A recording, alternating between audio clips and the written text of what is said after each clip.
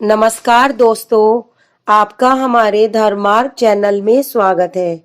इंदिरा एकादशी अश्विन मास में आने वाली कृष्ण पक्ष को होती है। यह एकादशी श्राद्ध पक्ष में आती है, इसी कारण इसको श्राद्ध एकादशी भी कहा जाता है। इंदिरा एकादशी का व्रत करने से पितृदोष भी दूर होते हैं। इंदिरा एकादशी 13 सितंबर 2020 को है। यह व्रत पितरों तथा भगवान विष्णु का आशीर्वाद प्राप्त करने के लिए यह व्रत रखा जाता है। इंदिरा एकादशी पूजा मुहूर्त। इंदिरा एकादशी 13 सितंबर की सुबह 4:13 पर प्रारंभ है। 14 सितंबर की सुबह 3:16 पर समाप्त है। पारण का समय 14 सितंबर को दोपहर 12:59 से लेकर शाम 3:27 तक है। पूजन विधि: सुबह जल्दी उठकर स्नान आदि से निवृत्त होकर अपने पितरों का श्राद्ध करें। फिर विधि विधान पूर्वक भगवान विष्णु की पूजा आराधना करें। उसके पश्चात इंदिरा एकादशी की कथा पढ़ें या फिर सुने। इंदिरा एकादशी का व्रत करने से समस्त पाप नष्ट हो जाते हैं। इस व्रत को करने से नरक में गए हुए पितरों का उद्धार हो जाता है। इस एकादशी की कथा के सुनने मात्र से ही वाजपेय यज्ञ का फल मिलता है। कथा: प्राचीन सतयुग में महिष्मती नाम की नगरी में इंद्रसेन नाम का एक प्रतापी राजा राज्य करता था। वह पुत्र पौत्र धन धान्य आदि से पूर्ण और सदैव शत्रुओं का नाश करने वाला था। एक समय जबकि राजा अपनी राज्य सभा में सुखपूर्वक बैठे थे, तब महर्षि नारद आकाश मार्ग में उतरकर वहां आए। नारद जी को देखकर राजा आसन से उठे और अर्घ्य आदि से उनकी पूजा करके आसन दिया। महर्षि नारद बोले कि हे राजन, आपके राज्य में सब कुशल से तो है। मैं आपकी धर्मपरायणता देखकर अत्यंत प्रसन्न हूँ। तब राजा बोले, हे महर्षि, आपकी कृपया से मेरे राज्य में सब कुशल पूर्वक है तथा आपकी कृपया से मेरे समस्त यज्ञ कर्म आदि सफल हो गए हैं। हे देव, अब आपकी क्या आज्ञा है? इस पर नारद जी बोले कि हे राजन, मुझे एक महान आश्चर्य हो रहा है कि एक समय जब मैं ब्रह्मलोक से यमलोक गया था, उस समय यमराज की सभा के मध्य में तुम्हारे पिता को बैठे देखा। तुम्हारे पिता महान ज्ञानी, दानी तथा धर्मात्मा थे।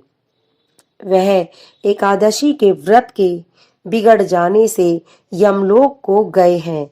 तुम्हारे पिता ने मुझसे तुम्हारे लिए एक समाचार भेजा है कि आप मेरे पुत्र के पास जाएं।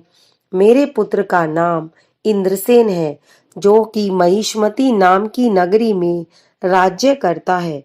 मुझे किसी पूर्व जन्म के बुरे कर्म के कारण ही यह लोक मिला है। यदि मेरा पुत्र इंद्रसेन अश्विन मास के कृष्ण पक्ष की इंदिरा एकादशी का व्रत करे और उस व्रत के फल को मुझे दे दे, तो मेरी मुक्ति हो जाए। इस लोक से छूटकर मैं स्वर्ग लोक में वास करूंगा। जब राजा ने महर्षि नारद जी से पिता के ऐसे दुखपूर्ण वाक्यों को सुना, तो उसे महान दुख हुआ और इंदिरा एकादशी के व्रत की विधि पूछने लगे कि हे नारद जी, अब आप मुझे इस एकादशी के व्रत की विधि बतलाइए। इस पर नारद जी बोले कि हे राजन, अश्विन मास की कृष्ण पक्ष की 10वीं के दिन प्रातः काल श्रद्धा सहित स्नान करना चाहिए। इसके पश्चात दोपहर को स्नान करना चाहिए। उस समय जल से निकलकर श्रद्धा पूर्वक पितरों का श्राद्ध करें और उस दिन एक समय भोजन करें तथा रात्रि को पृथ्वी पर शयन करें। इसके दूसरे दिन अर्थात एकादशी के दिन प्रातःकाल दातून करे, स्नान करे, उसके पश्चात भक्ति पूर्वक व्रत को धारण करे और उसे कहना चाहिए कि मैं आज निराहार रहूंगा और समस्त भोगों को त्याग दूंगा। इसके पश्चात अगले दिन भोजन करूंगा।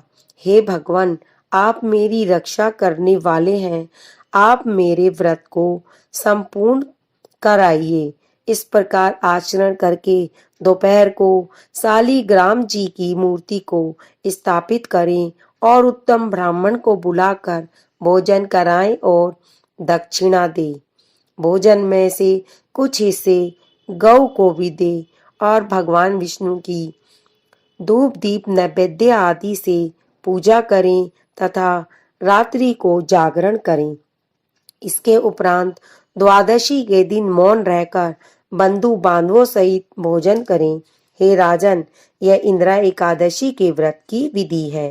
हे राजन, यदि तुम आलस्य रहित होकर इस एकादशी के व्रत को करोगे तो तुम्हारे पिताजी अवश्य ही स्वर्ग में जाएंगे। महर्षि नारद राजा को यह उपदेश देकर अंतर्ध्यान हो गए।